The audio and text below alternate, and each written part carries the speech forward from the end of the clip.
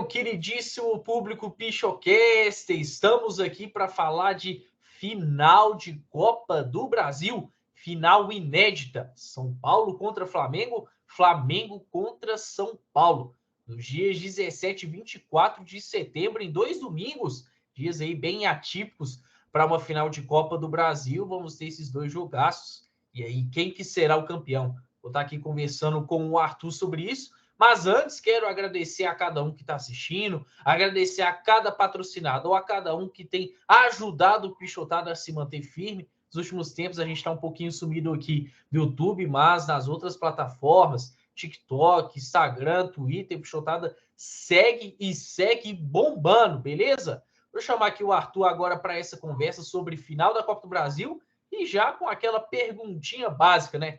Arthur, quem é o favorito para ganhar a Copa do Brasil de 2023, meu amigo? Muito bem-vindo. Obrigado, Caio. Fala, Pichocasters.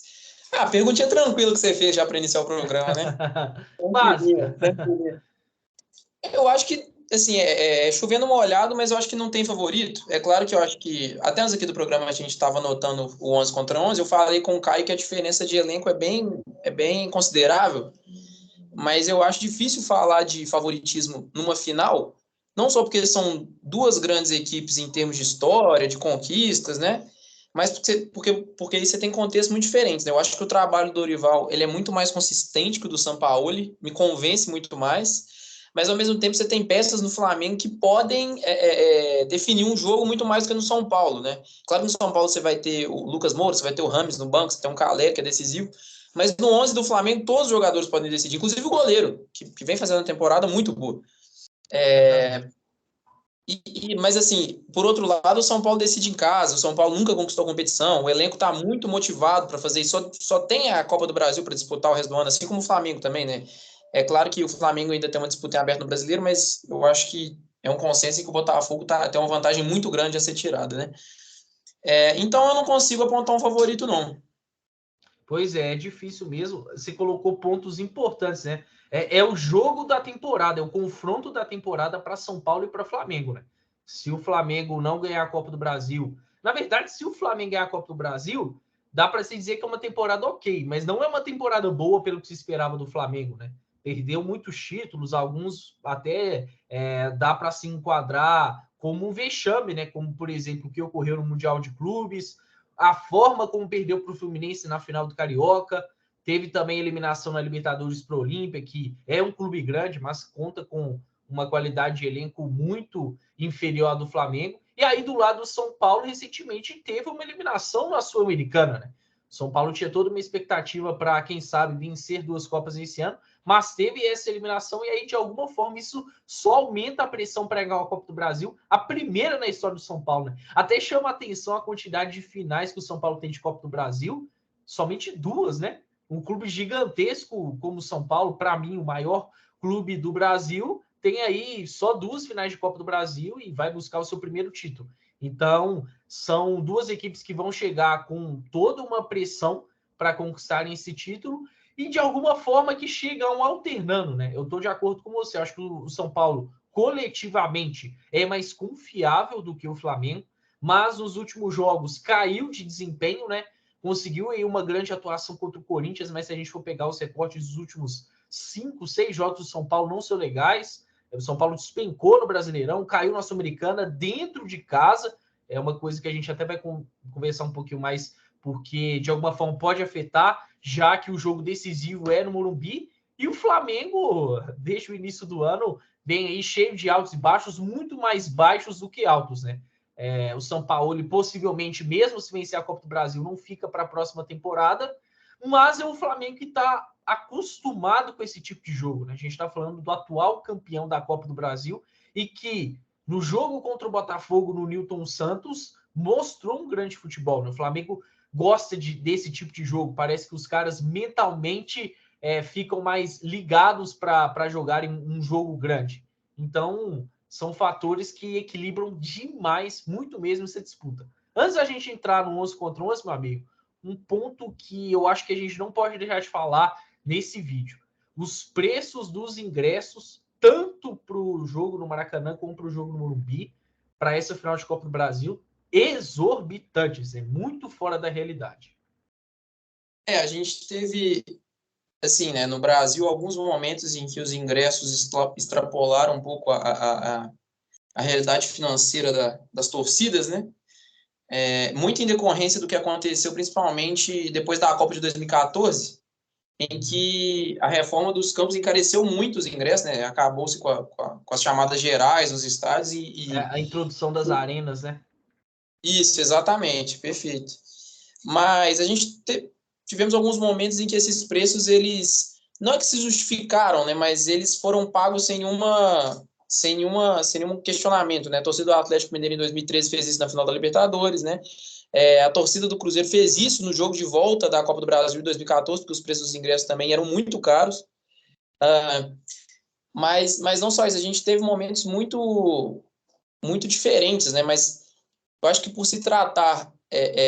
e isso é estranho, né? Porque em 2017, por exemplo, na final contra o Flamengo, Cruzeiro e Flamengo, final da Copa do Brasil, Sim, sim. os preços para visitantes eram caros, mas preço de uma final. Agora, contra o São Paulo, eu não sei se por uma animosidade, uma falta de amizade entre as diretorias, né? Os preços foram jogados lá no alto e quem paga o pato é o torcedor, né? Que de fato vai ficando cada vez mais, o torcedor popular, por exemplo, vai ficando cada vez mais afastado dos estádios e escanteado, né? Exatamente. Para o Maracanã, os preços estão entre R$ 400 e R$ 1.500, né? No caso do jogo do Morumbi, os preços estão um pouquinho mais em conta, mas mesmo assim, para a torcida visitante, como você bem pontuou, estão bem elevados, né? R$ 350 a meia entrada, e aí o preço integral de R$ 700 para o torcedor do Flamengo, até que para o torcedor do São Paulo está um preço de final, como você bem disse, né? Inclusive, os ingressos já estão esgotados para sócios torcedores do São Paulo. Mas para o Maracanã, realmente ficou bem salgado, inclusive para o próprio torcedor do Flamengo, né?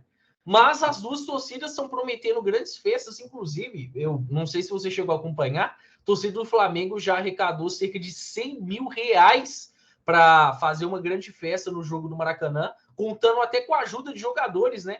Acho que o Wesley, Exatamente, Wesley, Vitor Hugo, Gerson, alguns jogadores que foram crias do Flamengo, né? Casos aí de Renier, de Rodrigo Muniz, até o Wendel, que quase veio para o Flamengo, também foi um cara que ajudou.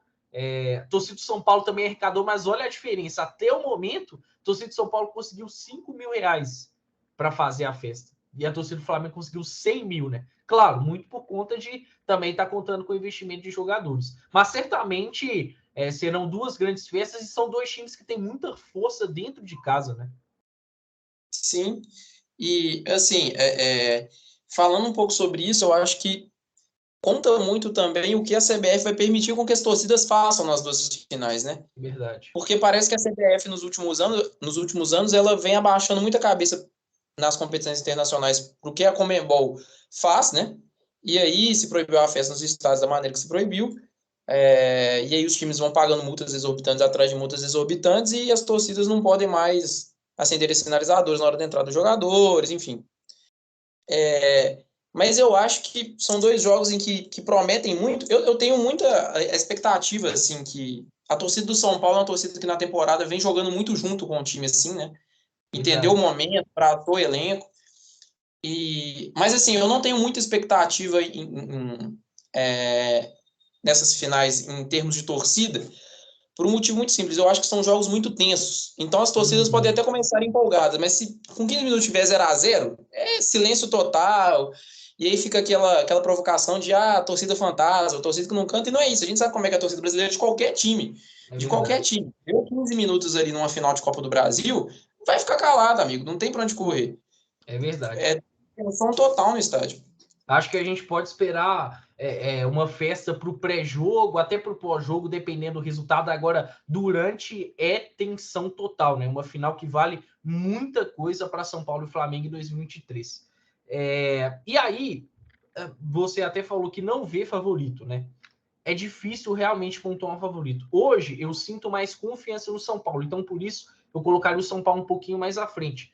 Mas como eu já até coloquei aqui, eu acho que o que aconteceu nos últimos tempos ajuda a equilibrar demais esse confronto, muito mesmo. Eu confesso que, para esse segundo jogo no Morumbi, quando saiu o sorteio, eu até tinha mais confiança no São Paulo. Mas depois da queda contra a LDU, sinceramente, eu acho que talvez isso venha mexer um pouco na cabeça dos jogadores. Né? O Dorival, inclusive, tinha aí uma invencibilidade absurda em mata-mata. Né? Eu acho que eram 17 jogos, algo assim, quase 20 jogos, acabou caindo. O próprio São Paulo, em mata-mata no Morumbi, tinha uma invencibilidade absurda. Tinha toda uma aura especial para... Ainda tem essa aura especial para a decisão contra o Flamengo no Morumbi. Mas eu acho que isso mexe um pouco mais com a cabeça dos jogadores. Claro que o São Paulo tem um elenco experiente, mas é um fator que o Flamengo pode aproveitar. E aí é interessante a gente pontuar, né? O Flamengo recentemente tem aí um pequeno recorte inverso, né? Porque ele consegue tirar 11 jogos de vencibilidade do Botafogo lá no Newton Santos, uma enorme festa do torcedor do Botafogo, que tem também encantado pelo que tem feito por lá. Então, sinceramente, hoje eu coloco o São Paulo ligeiramente à frente do Flamengo, perdão. Não consigo colocar como uma diferença muito grande, como, por exemplo, no sorteio, né? É incrível como que futebol é momento mesmo, né? E assim, é claro que a gente sabe que o Campeonato Brasileiro, para o São Paulo, né, para os jogadores, não está tendo uma motivação especial, mas deveria ter, porque assim, se perde a Copa do Brasil, para correr atrás de uma vaga na Libertadores vai complicar muito. O Bastante. segundo turno já começou, né? A gente já vai ali para a terceira rodada do segundo turno, né? Isso. E o São Paulo embaixo, segue embaixo, num rendimento muito ruim no Campeonato Brasileiro, né? Não é o mesmo time nas duas competições. E a eliminação na Sul-Americana tem um fator que pode pesar muito numa final, porque o São Paulo foi eliminado numa disputa de pênaltis. E se a final da Copa do Brasil vai para uma disputa de pênaltis, claro que tudo depende de um contexto do jogo, né? A gente não sabe qual que vai ser. Mas eu acho que o elenco do São Paulo pode sentir mais, porque, pô, há pouco tempo teve uma disputa de pênaltis e não passou de um adversário que é tecnicamente muito abaixo do São Paulo. O time da LDU é um time cascudo, é um time que sabe jogar a Copa, a gente sabe disso, que usa muito o fator da altitude como mandante, mas tem um elenco muito ruim. Né? E eu ainda achava que no jogo de volta era caixa para 3-4-0 do São Paulo. Eu não esperava que o São Paulo ia ter toda essa dificuldade para levar para os pênaltis. Exatamente. O São Paulo, inclusive, é até bom a gente pontuar isso, né? Ele não tem dado tanta confiança só em termos de resultados, mas em termos de desempenho também, né? Se a gente for pegar o confronto contra a LDU, o São Paulo faz um primeiro tempo pavoroso na altitude, né? Se não é o Rafael, poderia ter tomado uma goleada logo no primeiro tempo. E no Morumbi, por boa parte do tempo, chegou a ter um jogador a mais. Mesmo assim, foi aquele time que agrediu mais na base da bola parada, mais na base de chuveirinho. E a gente já viu o São Paulo fazendo muito mais, né? E aí, nos pênaltis, além dessa questão do que aconteceu contra a LDU, para um confronto contra o Flamengo, dá para a gente ponderar também a questão dos goleiros. A gente vai falar do 11 contra 11 já, mas hoje o Matheus Cunha é um goleiro, pelo menos em termos de penalidades, um cara que traz muito mais confiança do que o Rafael. Né? Inclusive, o Rafael saiu muito questionado desse confronto contra a LDU. O que é engraçado, porque não um questionamento, né? Mas o Rafael, quando ele surge como um pegador de pênaltis. Desde a Copa São Paulo de 2007, quando o Cruzeiro ganha, nos pênaltis, e passando por outros momentos em que ele pega pênaltis do Campeonato Brasileiro, principalmente durante a lesão do Fábio, né? Que ele tem um aproveitamento, assim, eu acho que absurdo, de 6 pênaltis contra eles, os 6 ele defendeu. Isso. E parece que depois dessa invencibilidade debaixo das traves, ele vem sendo questionado nesse quesito, porque parou de pegar pênalti. Não sei o que aconteceu com o Rafael. Verdade. Assim, por outro lado, o Matheus Cunha é um goleiro que cresce muito na hora das penalidades, né? Fica gigante no gol, então, assim, é um fator que pode contar muito. É claro que a gente está trabalhando com a hipótese de que o jogo possa ir para os pênaltis. Muito por conta do equilíbrio que a gente está falando, né? Sim, eu acho que vão ser jogos muito equilibrados. Eu não consigo vislumbrar, por exemplo, uma goleada no Rio, o Flamengo metendo 3-4-0, 3-1. Eu acho difícil até que exista uma diferença de mais de um gol em qualquer um dos dois confrontos. Assim. Eu acho que vão ser jogos com gols, tanto no Rio quanto em São Paulo. pela qualidade técnica de vários jogadores, né? E pelo que as equipes mostraram, por exemplo, no jogo do Campeonato Brasileiro também, duas equipes que buscaram o gol o tempo inteiro quando se enfrentaram. É claro que o contexto é outro, mas eu acho que vai ter gol. Assim, é difícil afirmar, mas eu acho que vai ter. Porque você tem jogadores como Lucas Moura em campo, como Pedro, como Caleri, né? A gente não sabe se o Arrascaeta vai voltar ainda, mas você tem assim, um elenco do Flamengo inteiro, né? O Ayrton Lucas, que é um lateral, gosta de fazer gol, que aparece, que sobe, que apoia. Bruno Henrique jogando Então, muito. sim, e isso é um problema para o São Paulo também, né? Porque o Bruno Henrique, desde que a final se definiu, vem numa crescente absurda, né? A gente sabe como é que ele decide jogos. Então, é uma final que está completamente aberto, assim. Assim, eu concordo com você quando você diz sobre o leve favoritismo do São Paulo por ter um entrosamento maior, uma equipe que sabe mais o que está fazendo dentro de campo. Mas, ao mesmo tempo, parece que o trabalho do São Paulo no Flamengo vem sendo assimilado agora, né? Talvez até por uma certeza dos jogadores que ele não vai ficar no ano que vem. Então, você não tem mais que fazer corpo mole ou tentar derrubar o treinador, enfim. Mas a gente sabe como é que o elenco do Flamengo não gosta de um jogo posicional, né? Mas, ao mesmo tempo, tem que jogar o jogo da vida no ano, né? A grande questão do Flamengo desde 2020, né, com a saída do Jorge Jesus, é a gestão de elenco. Uhum. Tanto é que vem o Dorival, que quando chega ao Flamengo é muito questionado, porque é outro técnico brasileiro, um cara que há muito tempo não vencia nada, pega o elenco, consegue fazer uma gestão excelente, ganha a Copa do Brasil e a Libertadores. Não ganhou o Campeonato Brasileiro porque chegou já no meio do caminho, porque assim, Sim. eu acho que levaria os 3 também. Também acho, também acho.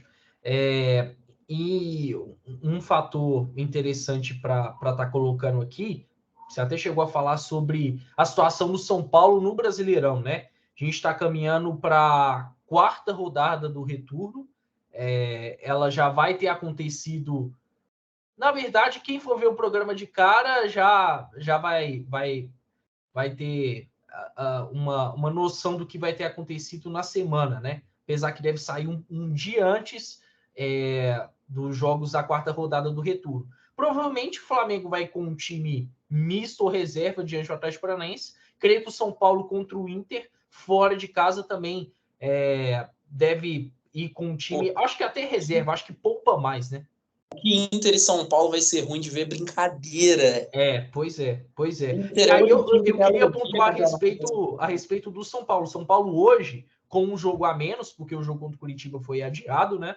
Tá na 11ª colocação. São Paulo tá com 28 pontos. E aí hoje, a distância para o G6 é de 8 pontos. Né? Uma distância considerável para pré-Libertadores. O Flamengo está numa situação muito mais tranquila, está com 39 pontos na quarta colocação. Então, assim, se o Flamengo perde o título, ele vai para a Libertadores. Fatalmente ele vai para a Libertadores de forma direta no Brasileirão. Agora, no caso do São Paulo, vai ter que lutar para ter uma recuperação, né? E lutar contra si mesmo, contra o aspecto emocional, porque certamente isso vai pesar. Então é importante pontuar essa questão. E aí a gente fala tanto de decidir fora, decidir em casa. Você acha realmente que isso pode pesar para o São Paulo, que vai decidir no Morumbi ou não? Eu acho que pesa. Eu acho que pesa. E pesa principalmente pelo que a gente viu contra o Corinthians, por exemplo. Uhum. Né? Contra o Palmeiras, nem tanto, porque o São Paulo ganha os 2 jogos, né? E ganha com uma superioridade que, principalmente no segundo jogo, que assustou muita gente, né? Sim. Me assustou, inclusive. Quando começa o jogo, inclusive, que o Piquerez faz o gol pro Palmeiras, né? Eu já comecei a imaginar, bom, Abel Ferreira tem um plano, deu ruim pro Tricolor. Uhum. Mas aí o Luciano incorporou o Lionel Messi, o David entrou com o espírito do Cristiano Ronaldo e acabou o jogo. O São Paulo botou o jogo embaixo do braço. Mas assim, pelo que o São Paulo fez no ano, principalmente dentro de casa em competições mata-mata, né? Como eliminou o São Lourenço, por exemplo, como eliminou o Corinthians, dá para se acreditar que o São Paulo vai ter esse favoritismo em casa, principalmente pela motivação de se ganhar um título que vai ser o único título do ano. Sim. E porque é um título inédito para o São Paulo. É o que falta na prateleira dos títulos importantes de um clube do tamanho de São Paulo. Uhum. Não existe um clube ter 3 mundiais, ser tricampeão da Libertadores e não ter uma Copa do Brasil. Tem que ter uma Copa do Brasil. Times menores, muito menores que o São Paulo, tem uma Copa do Brasil. Criciúma, o Paulista. O São Paulo precisa de uma Copa do Brasil. Mas, por outro lado, o Flamengo e o elenco do Flamengo tem uma motivação para ganhar qualquer jogo que seja muito importante. É claro que a gente viu em vários momentos em que o Flamengo, fora de casa, sem sua torcida, não conseguiu ter esse empurrão. E por isso que eu acho que o São Paulo tem essa motivação maior. Até porque a maneira como o Flamengo é eliminado pelo Olímpia foi assim, foi numa abafa, não tinha tática, não tinha técnica, tomou 2 gols idênticos no segundo tempo, né, em Tomou bolas 3 paradas. gols de bola aérea, né? A única forma do Olímpia chegar, dele tentar agredir, o Flamengo, bom, acabou dando tudo que o Olímpia queria e foi eliminado dessa forma, né?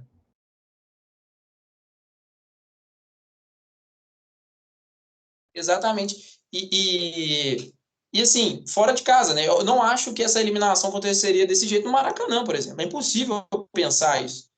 A torcida do Flamengo não ia deixar isso acontecer.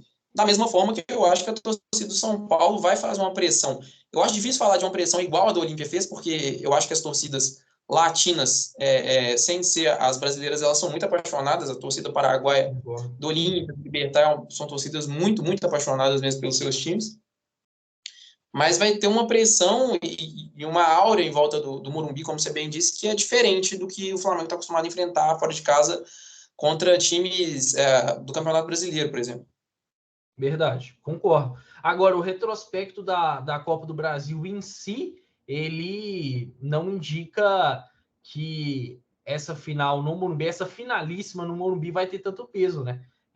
Teve um levantamento recente de que 55% dos times que decidiram a Copa do Brasil fora de casa venceram, né? Se a gente for pegar aí dos 33 campeões, se eu não me engano, 18 ganharam fora de casa e 15 ganharam dentro de casa, né? Então é um aspecto interessante. Particularmente, eu também acho que decidir em casa é melhor, mas de nada adianta se não existe um resultado construído fora de casa, né? E aí que entra o ponto. Agora olhando mais pela ótica do Flamengo. Se o Flamengo consegue abrir uma boa vantagem em casa, por exemplo, de 2 gols de diferença, numa final de Copa do Brasil, é muito difícil pensar que o São Paulo venha conseguir reverter isso no Morumbi, né? Eu acho que até psicologicamente o time do São Paulo seja mais resiliente que o time do Flamengo. Mas tirar 2-0 num elenco cascudo como é o elenco do Flamengo é complicadíssimo. Agora, uma questão assim, tá aqui é o seguinte: eu acho que já passou da hora da Copa do Brasil ter final única. Na minha percepção, eu acho que é uma competição, assim, até pelo calendário brasileiro, o máximo que a gente puder enxugar o calendário é melhor para o espetáculo em si, sabe? Sim, sim. E você ter uma final única com times, principalmente São Paulo e Flamengo, tem torcida no Brasil inteiro. Você pode jogar esse jogo para Brasília sem nenhum problema, assim. Nenhum problema. As torcidas Com iam certeza, comparecer. com Um certeza. espetáculo meio a meio. Num domingo, então, isso ia ficar maravilhoso. Sabe, assim, eu sei que tem muita gente que tem resistência a isso, principalmente na Libertadores. Eu entendo, porque a gente não vive num continente integrado igual a Europa, então muitas vezes essa locomoção, o preço dos ingressos, a Conmebol também não ajuda. Uhum. Mas para a Copa do Brasil, eu acho que você não tem esse problema, essa resistência no Brasil, assim. Eu acho que, inclusive, você pode definir a sede dos jogos, do jogo, da final, depois que tiverem os 2 finalistas prontos. Você não precisa pôr uma sede desde o começo, assim, né? Igual faz com a Libertadores. Eu acho que para a logística não é tão complicado. Até porque, na maioria das vezes, vamos ser sinceros, os times que vão chegar são times do Sudeste. Qual foi o último Verdade. finalista que a gente teve que não era um time do Sudeste? Né? Cara, a Eu, eu, gente não, tem que fazer um exercício. eu não consigo nem lembrar aqui, para ser sincero. Assim. Eu me lembro da final de 2021, né? Teve o Atlético Paranaense chegando. Atlético Sim, Paranaense e Atlético Mineiro. E aí, sim. antes disso, teve em 2019, que foi Inter e Atlético Paranaense, né? Então a gente, E, mais recentemente, pode falar aí finais, dessas finais que tiveram representantes de fora do Sudeste. No caso de 2019, toda do Sul, né? Inter e Atlético Paranaense. E no caso de 2021, só tinha um representante do Sudeste, que era o Atlético Mineiro. E aí o Atlético Paranaense era o representante do Sul. O que também não seria difícil de fazer, né? Sul e Sudeste são regiões muito próximas. Você põe um jogo em São Paulo para Atlético Paranaense e Atlético Mineiro, as torcidas iam comparecer. Sim, sim. O Atlético Mineiro ia levar suas caixas de som, né? E faria uma festa linda, assim. Mas já no caso de Inter e Atlético Paranaense que você citou, também são dois times do Sul. Você escolhe um lugar ali, Santa Catarina, por exemplo. Uhum. Sabe? Não tem muito o que se questionar, assim. Mas é claro que a CBF quer manter esse modelo e esse modelo que a gente está discutindo. Tendo dito isso, a gente sempre vai achar que quem decide em casa tem um favoritismo. Mas na hora do vamos ver, a gente sabe que não é bem assim, né? O Inter, por exemplo, na final contra o Atlético Paranaense, foi derrotado em casa. Um ano antes, 2018, o Cruzeiro foi campeão contra o Corinthians fora de casa. O Atlético Mineiro, 2021, foi campeão contra o Atlético Paranaense na Arena da Baixada. Então você tem... O Cruzeiro contra o Corinthians em 2018 foi campeão em Itaquera, né? Isso. Então você tem nuances aí que, principalmente o primeiro jogo, manda muitas vezes. Então, até porque, por exemplo, Atlético Paranaense e Atlético Mineiro, o Galo passou o carro no Atlético Paranaense. No primeiro jogo, matou no primeiro jogo. Foi 4-0 e não tinha o que se discutir. Então, eu acho que tudo depende de como vai ser o primeiro jogo, porque, querendo ou não, se o primeiro jogo termina no empate, para mim vira final única. Porque você não tem gol fora, isso não existe. É por isso até que eu acho um desperdício serem dois jogos. Porque se o primeiro jogo é um empate, é um jogo que é nulo para a história do confronto. Eu concordo com você. No caso da Libertadores, eu confesso que eu tenho uma resistência inegável que uma final única, pensando o que acontece dentro de campo, ela tem a tendência de ser mais emocionante, né? Um gol no início, uma expulsão, uma lesão. A gente sabe disso, falando do jogo em si. Mas para o espetáculo como um todo, eu não acho legal na América do Sul, pensando em Libertadores. Eu não gosto do formato de final única pensando no todo. Agora, em relação à Copa do Brasil, eu estou de acordo com você. Acho que cabe realmente a CBF tá ponderando isso. É claro que você até chegou a citar, por exemplo, uma final entre times do Sul ser aí colocada num lugar mais propício para que as torcidas se desloquem. Mas possivelmente isso não iria acontecer porque a sede teria que ser definida bem antes, né? Antes da temporada começar. Mas, de qualquer forma, isso facilitaria, até acaba facilitando o deslocamento das torcidas, porque elas acabam se planejando um pouco mais. À medida que elas veem que o time pode chegar no final de Copa do Brasil, conseguem ir se planejando, e para o calendário isso seria um desafogo absurdo. Fora que o produto da Copa do Brasil acho que ficaria também mais valorizado, né? Assim, eu acho que a gente pode pensar num contexto que o Fortaleza chega numa final. O Bahia, que está se organizando enquanto o SAF chega numa final de Copa do Brasil em breve. Times assim, sabe? E assim, há pouco tempo, o Fortaleza caiu num grupo de Libertadores que tinha o River Plate e esgotou o setor visitante na Argentina. Uhum.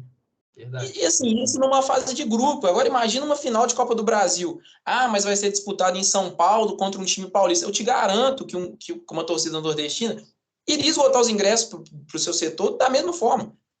É claro que o contexto é outro. Talvez você tenha ali um problema com o ingresso que os rivais acabam comprando, como a gente tem muitas vezes problema na Supercopa do Brasil, né? Atlético Mineiro e Flamengo teve esse problema, né, de torcedores flamenguistas tentarem entrar no setor da torcida do Atlético, mas assim, são contextos em que a gente tem que estar preparado para eles também, né? Com certeza, com certeza. Você até citou uma competição importante, né, que é a Supercopa do Brasil, uma competição nova que a CBF introduziu. Claro que ainda precisa de seus ajustes, é normal, porque é uma competição que é diferente para a CBF estar lidando, mas assim, tem tido um sucesso, né? Tem tido um sucesso de público, tem tido um sucesso de audiência, os clubes estão levando a sério a Supercopa do Brasil, tem sido tratada como um pontapé inicial importante para a temporada, né? E aí, poxa, muito disso por conta de ser um jogo só, de ser um enfrentamento único. Acontecendo isso no cenário de Copa do Brasil seria muito interessante. Mas eu, sinceramente, acho difícil que a CBF venha considerar isso a curto prazo. Meu amigo, bora pro 11 contra 11 de São Paulo e Flamengo? Bora! Bora lá! Começando pelos goleiros, né? Pelos bons goleiros. Matheus Cunha e Rafael. Primeiro, o critério que a gente vai utilizar é o momento, né? Isso, perfeito. Porque senão, enfim, vai ficar muito amplo, então a gente vai ponderar o momento. Matheus Cunha ou Rafael para você? Cunha. Pelo momento, Cunha. Eu também fico com o Matheus Cunha, acho que o Rafael faz uma boa temporada, mas caiu nos últimos jogos, um pouquinho mais questionado, até acho que contra a LDU é uma injustiça culpar ele, como muita gente tem culpado, mas nitidamente ele caiu de rendimento. E o Cunha é uma grata surpresa, eu confesso sim, que eu não esperava, ainda mais com a chegada do Rossi, que ele fosse estabelecer tanto como titular, mas é um cara que está correspondente debaixo das redes, é também importante para o que pensa o Sampaoli para o seu time, né, já que é um goleiro que tem qualidade para sair com os pés. Foi convocado recentemente para a seleção pré-olímpica, né, titular da seleção pré-olímpica do Ramon Menezes, com justiça. Então também fica o Matheus Cunha aí 1-0 para o Flamengo. Wesley ou Rafinha? Eu confesso assim, que eu tenho uma resistência muito grande de gostar do Wesley. Eu acho que toma muitas decisões erradas, é muito afobado, às vezes faz falta sem necessidade. E, por outro lado, eu gosto bastante do Rafinha. Eu acho que é um jogador que entende muito bem o que ele está fazendo dentro de campo. É claro que, pela idade, já não tem a qualidade técnica, o repertório físico que tinha antes, mas eu gosto bastante do Rafinha, eu vou de Rafinha. Eu também vou de Rafinha. Eu até acho que o Wesley, sob o comando do Sampaoli, é um dos caras que tem mais a agradecer ao Sampaoli, porque ele evoluiu muito. Eu ainda acho que ele tem seus efeitos, vejo como jogador que precisa melhorar em decisões, precisa ser menos afobado, mas se a gente for pegar o primeiro jogo do Wesley com o Sampaoli para hoje, poxa, a evolução é absurda, né? E o Wesley, inclusive, já conseguiu ser um cara importante dentro da própria Copa do Brasil, né? Assim como o Rafinha também, mas primeiro ponderando a respeito do Wesley. Então, acho que é um bom jogador, um garoto de muito potencial, vem numa evolução absurda, mas fico com o Rafinha. A temporada do Rafinha é absurda, um dos melhores jogadores do São Paulo na temporada, né? Mesmo com uma concorrência na lateral direito, o São Paulo tem muitos laterais, ele se sustenta na posição. É um cara que, por exemplo, contra o Palmeiras, fez um gol importantíssimo no primeiro jogo no Morumbi, né? Que deu a vitória para o São Paulo. Defensivamente se comporta muito bem, ofensivamente idem, tem uma leitura de jogo muito boa, tem tido menos problemas defensivos do que eu esperava por conta do aspecto físico dele, e dentro de campo é um líder nato, né? Rafinha é uma referência para esse time de São Paulo, então eu fico com o Rafinha contra o Wesley. Aí um embate que eu acho muito interessante, dos mais interessantes desse 11 contra 11, meu amigo. Fabrício Bruno contra Arboleda. Cara, talvez o mais equilibrado do 11 contra 11, né, eu diria. Eu gosto muito dos dois, assim. Eu acho que tem características até muito parecidas, né? São zagueiros de um porte físico muito, muito parecido, altos, velozes, que cabeceiam bem. Mas eu gosto muito do Arboleda. Eu gosto muito do Arboleda. Eu acho que tem uma saída de jogo muito interessante, que sabe apoiar lá na frente. Eu acho que faz mais gols que o Fabrício Bruno. E eu vou de Arboleda. Beleza. Caramba. Bem difícil essa. Eu gosto mais do Arboleda também. Só que eu acho a temporada do Fabrício Bruno melhor. Em meio a tanta instabilidade do Flamengo, ele tem sido um dos mais estáveis, né? É um cara que hoje é inquestionável na defesa do Flamengo, né? Inúmeras mudanças aconteceram, entra Davi Luiz, sai Davi Luiz, entra Léo Pereira, sai Léo Pereira, Pablo já chegou a jogar também como titular, e o Fabrício Bruno se mantém, e se mantém por conta do seu rendimento, né? No início da temporada teve até aquela entrevista polêmica dele, que ele falou que ele não perderia para nenhum atacante na velocidade, que ele já tinha colocado isso na cabeça dele. Isso, se eu não me engano, foi depois do jogo contra o Bahia, em que o Flamengo venceu por 3-2, e realmente é muito, mas muito difícil alguém na velocidade que era o Fabrício Bruno, né? Porque apesar dele ser bem robusto fisicamente, é veloz, é um zagueiro muito rápido. O Luiz Soares, numa entrevista que deu recentemente, se eu não me engano, ao André Plihal, no Resenha ESPN, falou que o melhor zagueiro que ele enfrentou no futebol brasileiro foi o Fabrício Bruno, né? Isso é muito relevante. A gente está falando aí de um dos maiores e melhores centroavantes do futebol mundial. Então, por momento, eu fico com o Fabrício Bruno. Mas aí eu vou te dar a preferência, porque não são todos os programas que você está por aqui, então vou considerar o Arboleda 2-1 para o São Paulo, e não dá para falar que é injusto, né? Igual eu falei, eu acho o Arboleda mais zagueiro, gosto mais do Arboleda, mas o 2023 do Fabrício Bruno me agrada mais. Mas é isso, 2-1 para o São Paulo então, meu amigo. Agora outra disputa legal, Léo Pereira contra Lucas Beraldo. Legal, mas é Beraldo, né?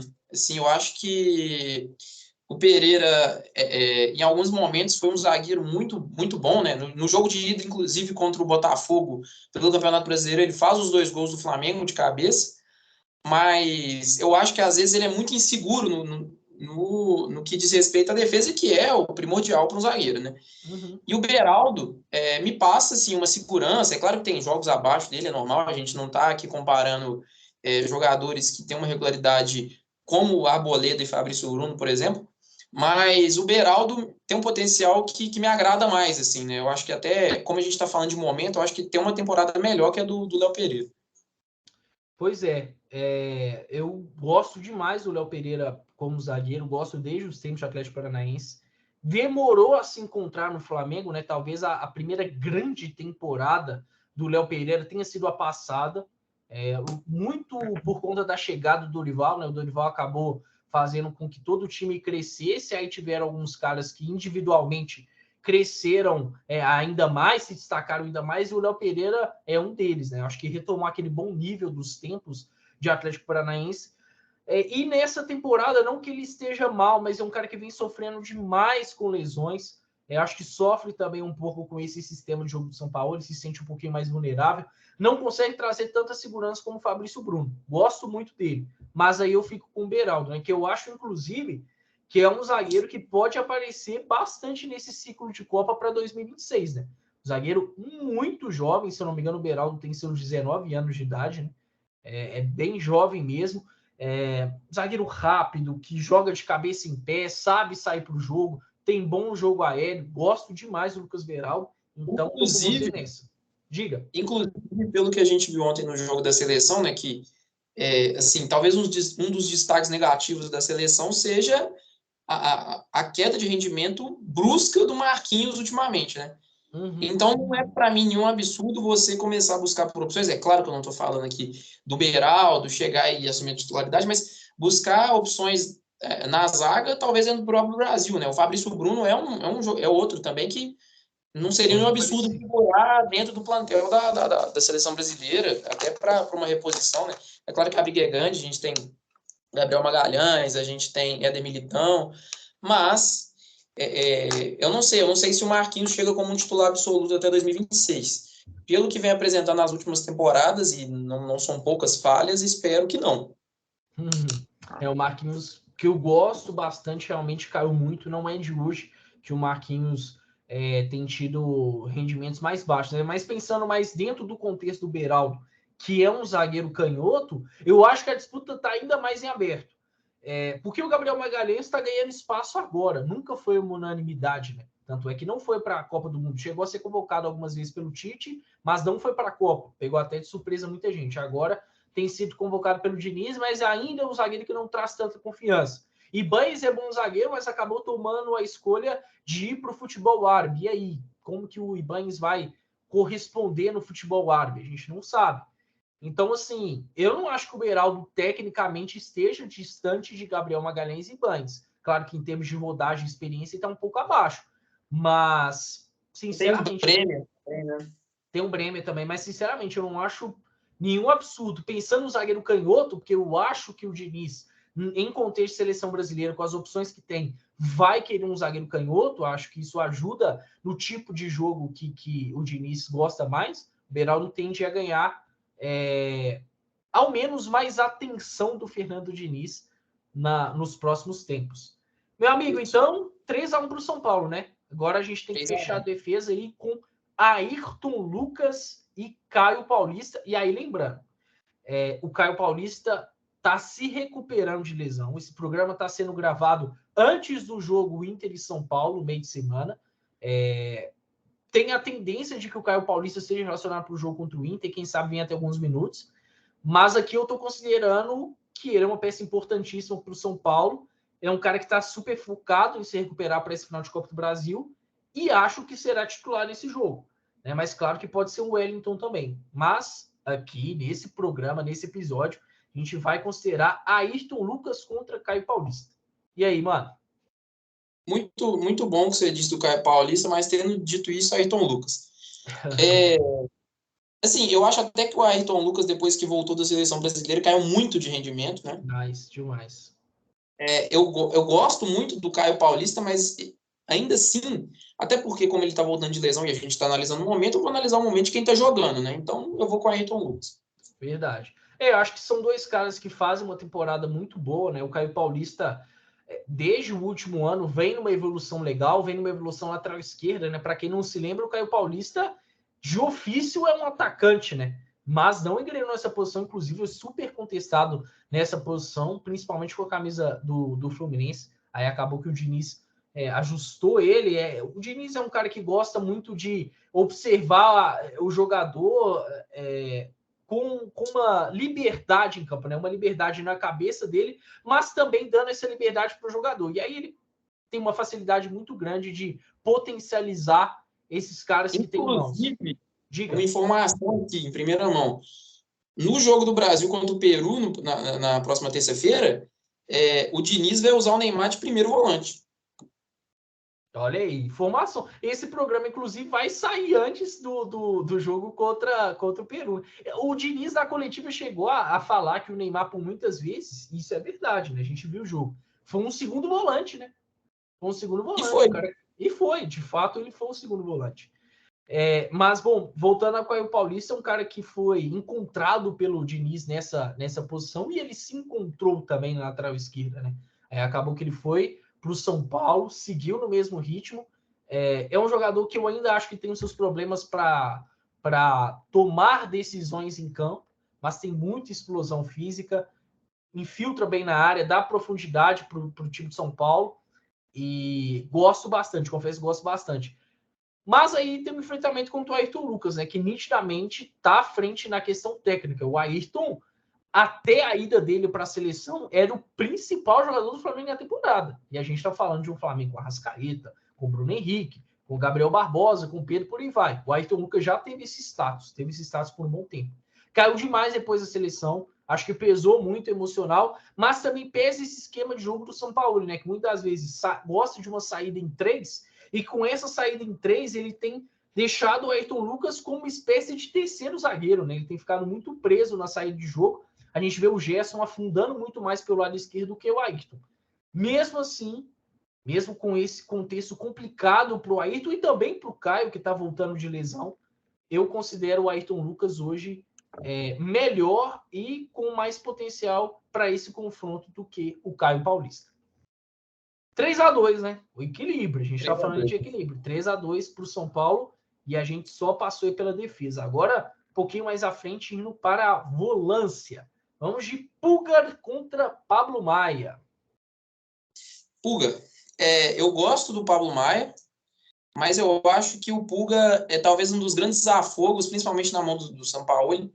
E vendo os últimos jogos, principalmente contra o Botafogo, eu acho que o Pulgar ele tem um papel fundamental dentro do time do Flamengo, que talvez fosse o grande problema do Flamengo até aqui na temporada, que é um problema de transição, né? Eu acho que o Pulgar faz isso muito bem, sabe girar o corpo, sabe onde o adversário vai estar, sabe sair jogando com uma qualidade muito boa. Não que o Pablo Maia não faça isso, mas o Pulgar faz isso com uma qualidade técnica invejável. Verdade. Tô com você nessa. Eu acho o Pablo Maia bom, mas hoje eu acho o Pulga bem mais jogador. É outro também que, assim como eu citei o Wesley, cresceu demais com o Sampaoli. Tem que ser grato ao Sampaoli, né? Voltou a ter espaço, era um cara que já estava desacreditado pelo torcedor do Flamengo. Acho que por todos ali que lidam com o futebol dentro do Flamengo, mas cresceu demais. Ajuda nas duas transições, tanto defensiva como ofensiva. Muita qualidade na saída de bola, tem qualidade também para finalizar, jogador bastante constante, bastante regular, Pablo Maia vem de altos e baixos, é um cara que eu gosto na saída de bola, que chuta muito bem de média e longa distância, mas que falha no combate, em alguns momentos mostra até um certo destempero, né? Acumula muitos cartões, mas é bom jogador. De qualquer forma, nessa disputa é até um pouco desleal com ele, eu vou de pulga. 3-3. E aí, meu amigo, agora, claro que se tem uma dúvida grande aqui de quem começa, né? Usando de base o jogo contra o Botafogo, um jogo que o São Paulo conseguiu ter êxito nas suas mudanças, eu vou considerar Alan contra Alisson. Aí muita gente pode achar esquisito. Poxa, mas o Alisson, gente, o Alisson com o Dorival hoje está sendo o segundo volante, tá?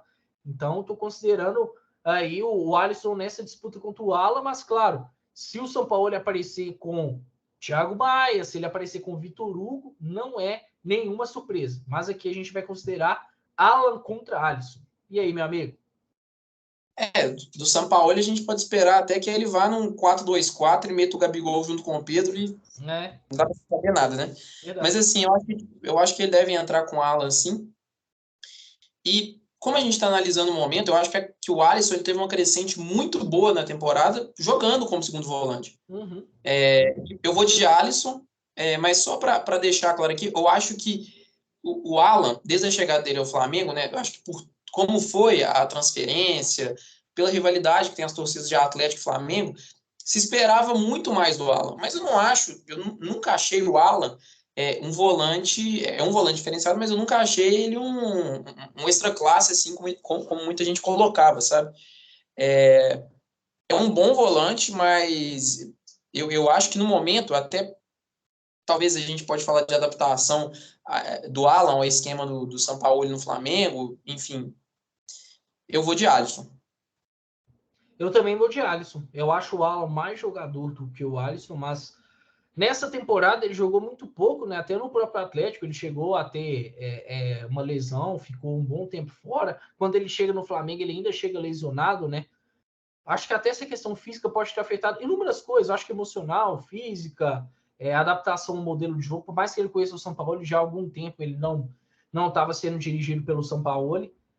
O Alan ainda não se encontrou no Flamengo, né? Um cara que tem tido atuações bem medíocres. Essa é a grande verdade. As atuações do Alan estão bem medíocres. E o Alisson, como segundo volante, se encontrou com o Dorival Júnior. Tem sido talvez um motorzinho ali do meio do São Paulo, né? Tem dado muita dinâmica, muito repertório ofensivo, até porque é um cara de ofício lá da frente. Sempre teve muita dificuldade de fazer gols o Alisson. Acho que até por isso o Dorival notou que ele tinha que ser um pouquinho mais recuado, até para não ficar tão desgastado e ser mais útil, como de fato tem sido. Então, nessa ele tem tomado de decisões muito questionáveis, né? Demais. Então, jogando ali no segundo terço, um pouco mais recuado, talvez isso afete menos a produção ofensiva do São Paulo. É o que a gente tem visto, né? Então, também vou de Alisson. Então, 4-3 para o São Paulo, né? Agora a gente vai para o setor ofensivo, para o último terço. Vamos aí. Não tem Gerson e Nestor ainda. Porque, assim, o Gerson, ele, em muitos momentos, joga como um meio esquerdo, até mesmo com ponta esquerda no Flamengo, né? Mas é claro que agora tem o Bruno Henrique, que já voltou ao seu ótimo nível, tá jogando por ali. E o Nestor também tem sido bem ofensivo, né? Mas, enfim, claro, são caras que podem jogar tanto no segundo terço como no último terço. Gerson ou Rodrigo Nestor, amigo? Olha, eu particularmente eu não gosto do Nestor, tá? Uhum.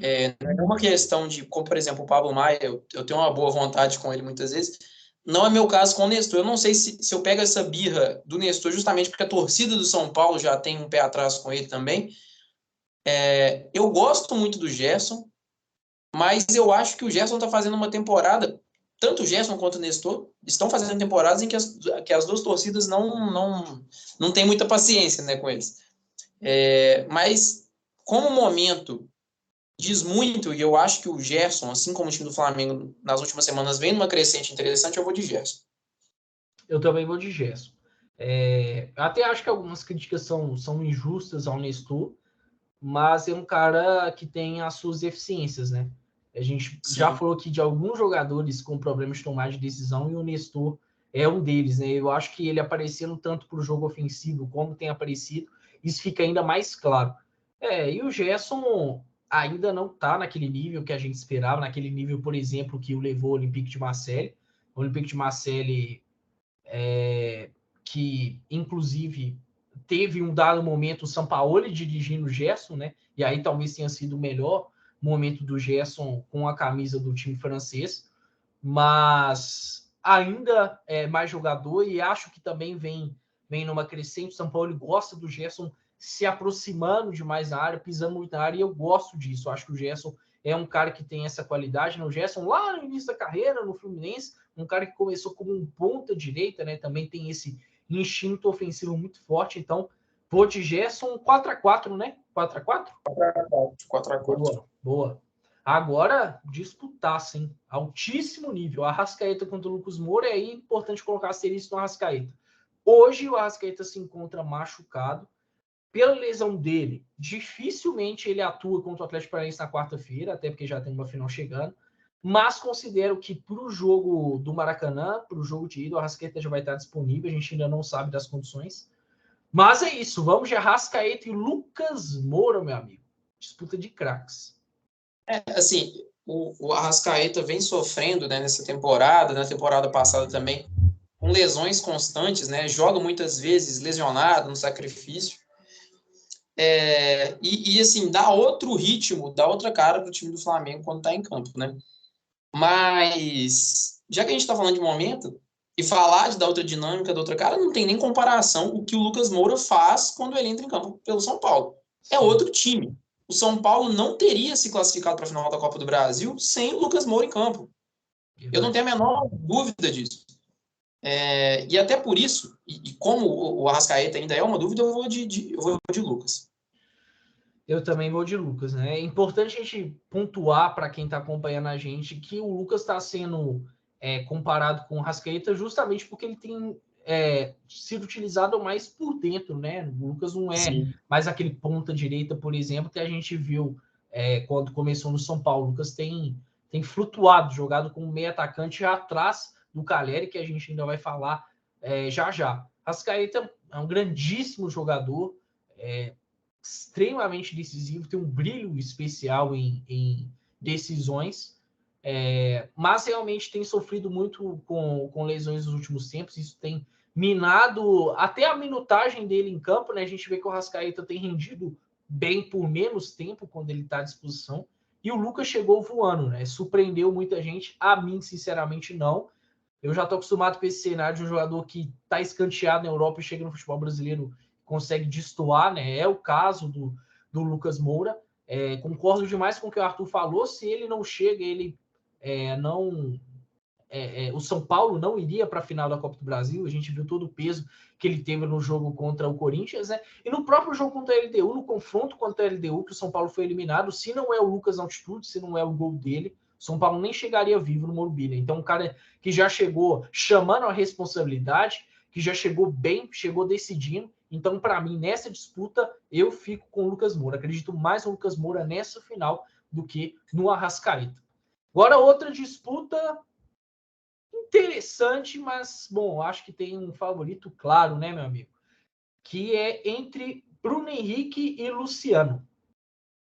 Para mim é pouco tempo. Eu não tenho nem muito a argumentar, não. Eu vou de Bruno Henrique. Pois é, Bruno Henrique e Luciano faz uma temporada legal. É bem verdade que nos últimos tempos chegou até a ser reserva.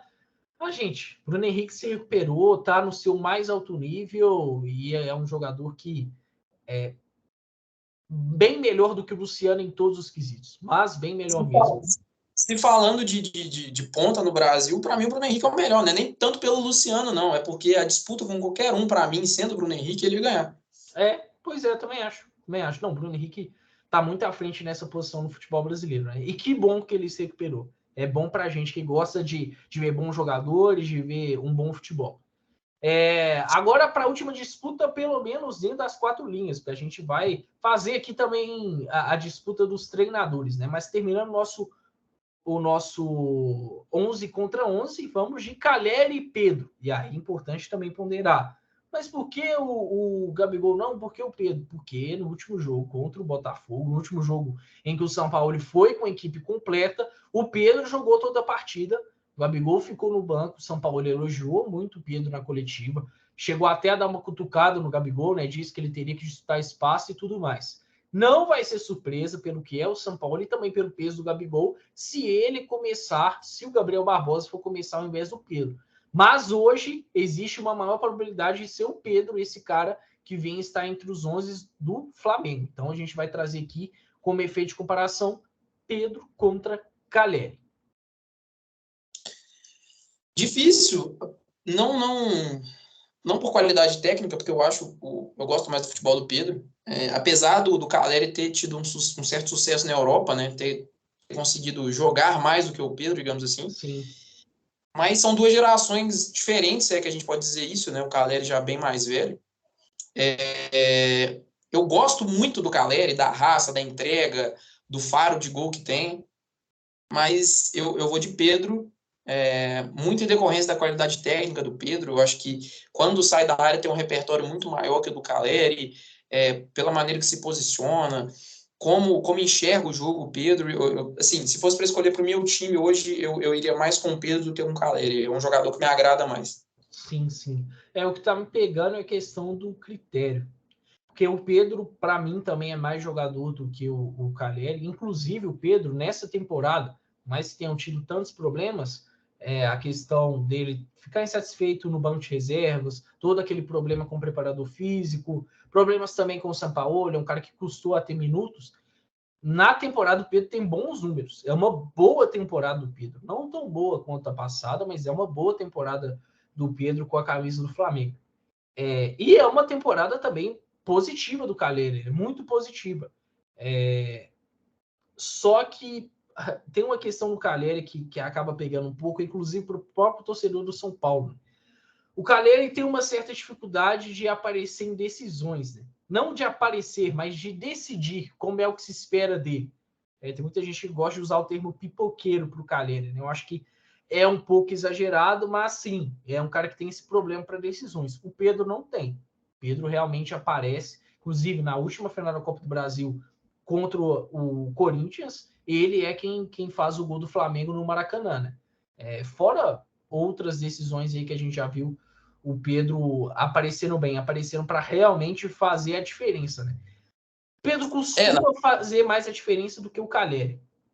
Sim.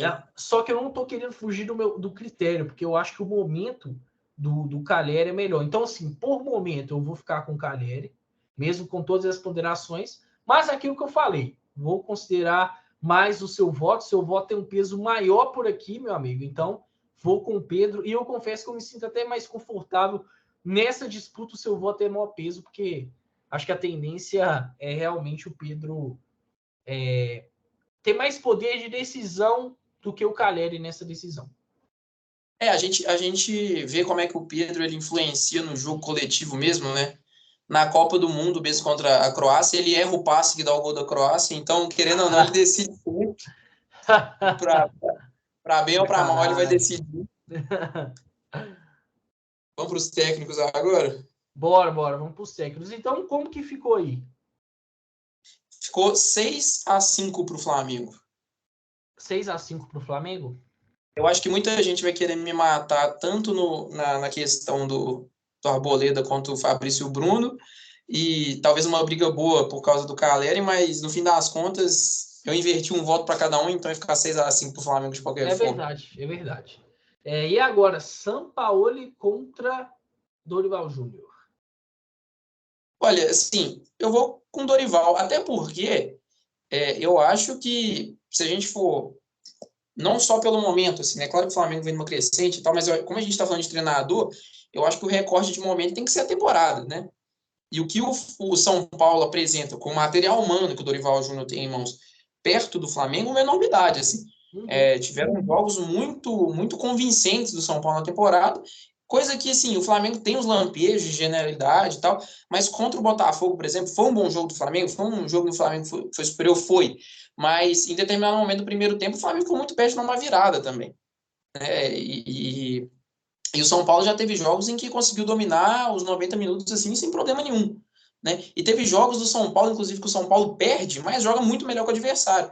Né? Contra o Cruzeiro, por exemplo, mesmo, no Independência, o Cruzeiro faz o gol e pro Cruzeiro o jogo acaba ali. O resto do jogo quem joga é o São Paulo. E até por isso, assim, eu sempre gosto de avaliar o seguinte: qual treinador tem o melhor elenco, né, dos dois, e qual consegue usufruir melhor do que tem em mãos. E eu acho que o Dorival consegue fazer isso melhor que o São Paulo. Pontuou de forma perfeita, eu também estou com você. Acho o São Paulo muito bom treinador. Infelizmente, ele acaba se perdendo pelo aspecto emocional dele, pelo pouco tato em gestão de grupo, coisas que são importantes para um treinador ter sucesso, né? Mas, sinceramente, ele ainda não se encontrou no Flamengo, né? Tanto que tem toda uma tendência de que ele seja demitido mesmo se ganhar a Copa do Brasil. E o Dorival, mais uma vez, vem fazendo um grande trabalho, né? O subestimado Dorival, inclusive subestimado pelo próprio Flamengo, pela própria direção do Flamengo, porque não tinha motivo para ter uma mudança de rota como a gestão do Flamengo decidiu ter no início da temporada. Ela é a grande culpada pelo Flamengo estar na situação que está, de só ter uma Copa do Brasil como uma chance real de título, né? O que, para o contexto de Flamengo hoje, é pouco. Né? Dá para se dizer que é pouco. Mas é o que restou. Então, hoje eu fico com o Dorival Júnior. E é outra coisa interessante também para a gente ver nessa final, né? Porque certamente o Dorival vê como uma boa oportunidade ou como a melhor oportunidade para dar uma resposta para a direção do Flamengo. Acho que ele já deu essa resposta, né? A temporada que ele tem feito pelo São Paulo mostra isso, mesmo com uma queda nos últimos jogos. Mas não tem resposta melhor do que ganhar do Flamengo no final de Copa do Brasil, né? Perfeito. Eu concordo em gênero, número e grau. Pois é, meu amigo. Então, diante disso, finalizamos o nosso programa sobre a final da Copa do Brasil 2023. Flamengo buscando o pentacampeonato. Flamengo atual campeão. Pode aí ser penta e, quem sabe, ter o bicampeonato consecutivo. E, por outro lado, São Paulo, em sua segunda final, busca seu título inédito. Vai pegar fogo, hein? E não se esqueça, isso vai acontecer, essas finais vão acontecer nos 2 próximos domingos, né? Dias 17 e 24 de setembro, às 16 horas, horário nobre, domingo completamente reservado no calendário do futebol brasileiro para a Copa do Brasil. Que todo mundo tem que ficar ligado, né? Agradeço a você que chegou até aqui, deixe o seu like, compartilhe esse vídeo com quem puder e siga o Pichotada Cash em todas as redes sociais, em todas as plataformas, sempre com @PichotadaCash. Beleza? Um abraço, fiquem com Deus e até mais.